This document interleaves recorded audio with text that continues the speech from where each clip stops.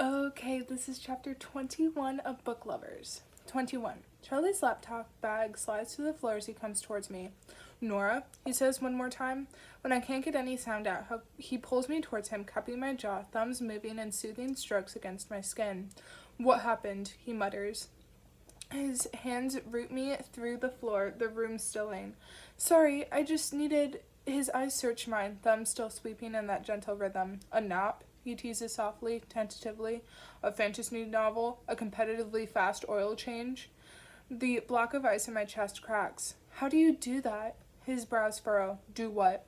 Say the right thing. The corner of his mouth quirks. No one thinks that. I do. His lashes splay across his cheeks as his gaze drops. Maybe I just say the right thing for you. I felt like I was suffocating. My voice breaks on the word, and his hands slide into my hair, his eyes rising to mine again. Like when everyone was looking at me, and they could all see what's wrong with me, and I'm used to feeling like I'm the wrong kind of woman, but with Libby it's always been different. She's the only person I've ever really felt like myself with since my mom died. But it turns out Dusty was right about me. That's who I am, even to my sister. The wrong kind of woman. Hey, he tips my face up to his. Your sister loves you. She said I have no life. Nora, he just barely smiles. You're in books. Of course you don't have a life. None of us do. There's always something too good to read. A weak half-laugh whisks out of me, but the feeling doesn't last. She thinks I don't care about anything except my job. That's what everyone thinks, that I have no feelings. Maybe they're right. I laugh roughly. I haven't cried in a fucking decade. That's not normal. Charlie considers for a moment. His arms slide around my waist to lock against the small of my back, and the contact cannonballs directly into my thoughts, sending them zinging away from the impact. I don't remember doing it, but my arms are around him too, our stomachs flush, heat gathering between us. You know what I think? Touching him feels so good, so strangely uncomplicated, like he's the exception to every rule. What? I think you love your job, he says softly. I think you work that hard because you care 10 times more than the average person. About work, I say. About everything. His arms tighten around me. Your sister, your clients, their books, you don't have anything you're not going to do 100%. You don't start anything you can't finish. You're not the person who buys a stationary bike as part of a New Year's resolution, then uses it as a coat rack for 3 years. You're not the kind of woman who only works hard when it feels good or only shows up when it's convenient. If someone insults one of your clients, those fancy kid gloves of yours come off and you carry your own pen at all times, because if you're going to have to write anything, it might as well look good. You read the last page of books first. Don't make that face, Stephens. He cracks a smile in one corner of his mouth. I've seen you. Even when you're shelving, you sometimes check the last page like you're constantly looking for all the information, trying to make the absolute best decisions. And by you've seen me, I say, you mean you've watched me? Of course I fucking do, he says in a low, rough voice. I can't stop. I'm always aware of where you are, even if I don't look, but it's impossible not to. I want to see your face get stern when you're emailing a client's editor, being a hard ass.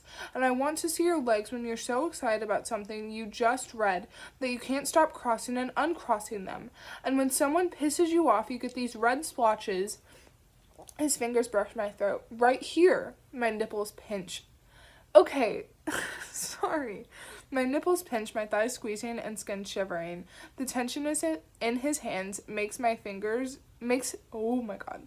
The tension is in his hands makes his fingers curl against the curve in the small of my back, gathering the fabric there like he's talking himself out of ripping it. You're a fighter, he says. When you care about something, you won't let anything fucking touch it. I've never met anyone who cares as much as you do. Do you know what most people would give to have someone like that in their life? His eyes are dark, probing. His heartbeat fast.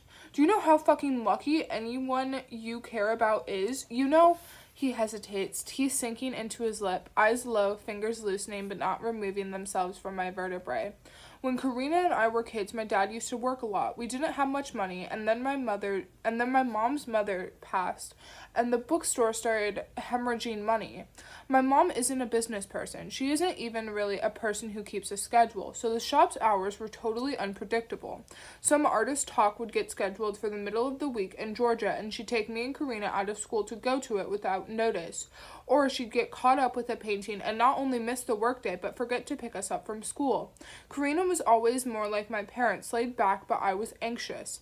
Maybe because I'd had such a hard time when I first started school, or maybe just because I finally actually liked it, but I hated missing class.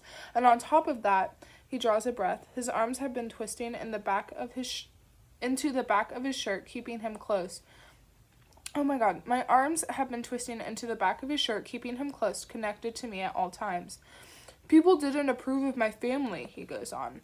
My dad was already engaged when he and my mom got together, and she was already 3 months pregnant with me. My mouth opens and closes. Oh, Clint's not... His finger shakes. My biological father's an art curator back in New York, actually. We've exchanged a couple emails, and that was enough for us. As far as I'm concerned, Clint's the only dad I've ever had or needed. But as far back as I can remember, I knew I wasn't like him, didn't look like him, didn't like the same things as him. The warm gold and inky dark of his eyes lift to mine again, and a painful wanting blooms behind my solar plexus. I was in 5th grade when I found out the truth from some kids at school. The ragged edge of his voice knocks the wind out of me. I fight the impulse to rein in my shock, and then it all clicks. The bits of Charlie I've been collecting like puzzle pieces becoming a full picture. Not the Darcy trope, not the self-important, dour academic I met for one very unpleasant lunch. A man who craves complete honesty. The realist who doesn't always understand when he's not seeing realism. Charlie who wants to understand the world but has learned not to trust in it. I'm so sorry, Charlie, I whisper. He swallows. I know he just didn't want me to think I was anything but his son, he says.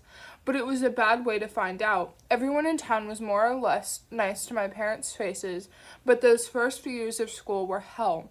My mom's approach was to kill them with kindness, and it worked. She won the whole fucking town over. But I couldn't do it. I can't make small talk with people I know hate me. I can't play nice with people I think are assholes. Karina was in 3rd grade the first time someone told her she was probably born with an STD because our mom was such a whore.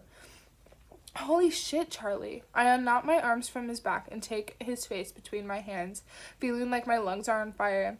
Like there are feelings my vocabulary isn't advanced enough to put into words. I want to drape myself over him like chainmail or swallow some gasoline, go downstairs, and spit it out as fire.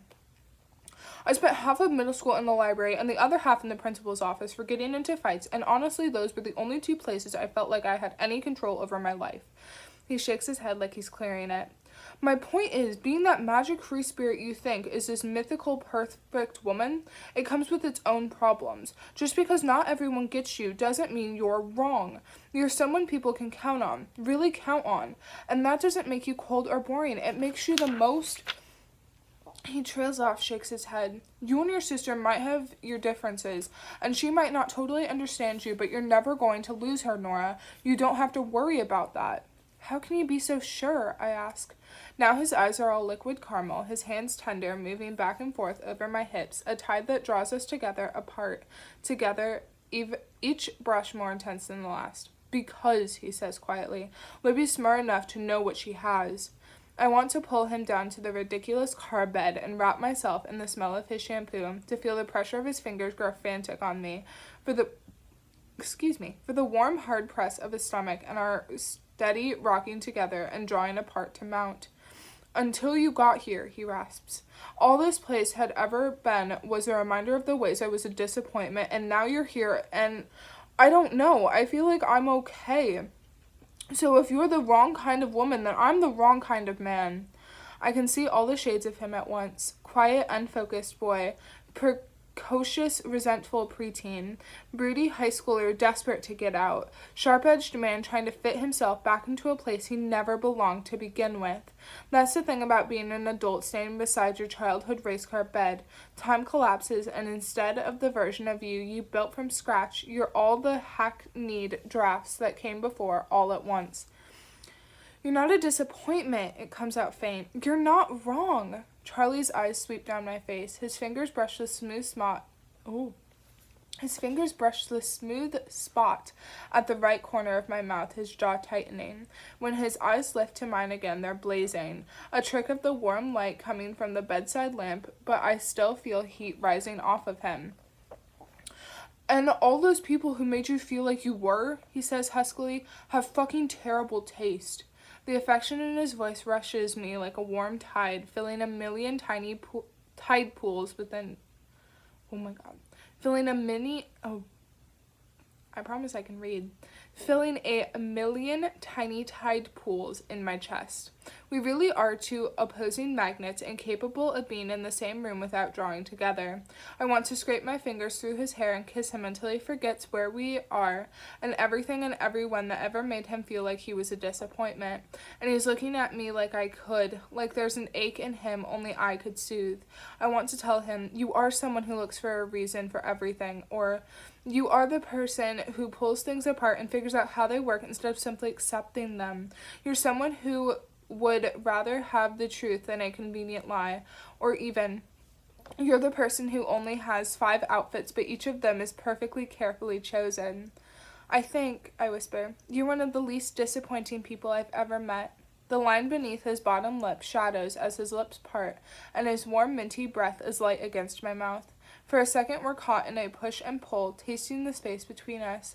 It feels like there's no air left in the room, but what I really want anyway is to breathe him in. All my reasons for keeping those walls up between us seem suddenly inconsequential, because the wall isn't up. It's not. Charlie sees me. He's touching me. And for the first time in so long, maybe even since we lost Mom, I feel like I'm not outside the scene, watching through glass, longing so badly to find a way in. My phone chirps and all that warm heaviness evaporates as Charlie straightens, jolted back to reality, to his own reasons for trying to build a barricade between us. He turns to face the shelves, and my throat goes dry when I realize he's adjusting himself. Everything in me aches to touch him again, but I don't. My feelings may have changed, but there's still Charlie's end of things. This can't be anything. Things are complicated. My mind goes straight to Amaya. The guilt, jealousy, and hurt wriggle together in the pit of my stomach. Another message comes in from Libby, and another. Where are you? When you're done introverting in a dark corner, I found us a ride home. Hello? You alive? It's Libby. Behind me, Charlie clears his throat, says hoarsely, you should rescue her before the knitting club recruits her. They're the Sunshine Falls equivalent to the Mafia. I nod. I'll see you tomorrow. Good night, Steffens. I almost collide with Sally at the bottom of the stairs. I was just looking for your sister, she says. I dug up the number she asked for. Could you pass it along? I accept the scrap of paper, and before I can ask for clarification, Sally's scurrying after a woman with very thoroughly sprayed bangs. I text a picture of the phone number to Libby. From Sally. Also, where are you? Out front, she says, hurry, Gertrude Park, the anarchist barista, is giving us a ride home. Libby is acting normal, but in the back of Gertrude's heavily bumper-stickered hatchback, I sift through the last few weeks like it's all shredded paper. What Libby said about Mom, about me, Brendan's staged texts, and Libby's reaction to them, the argument outside the bookstore, the list, the way she disappears and reappears mysteriously, how her fatigue and paleness seem to come and go. I organize it all into piles, into unsolvable problems, into scenarios from which I can devise escape plans. I am back in the thick of it, gazing out across the chessboard and trying to mitigate whatever happens next. But for a minute, upstairs, with Charlie's arms tight across my back, everything was okay. I was okay. Drifting into a comforting, bodiless dark where nothing needed to be fixed, and I think of Sally's arms lifting at her sides. Settle.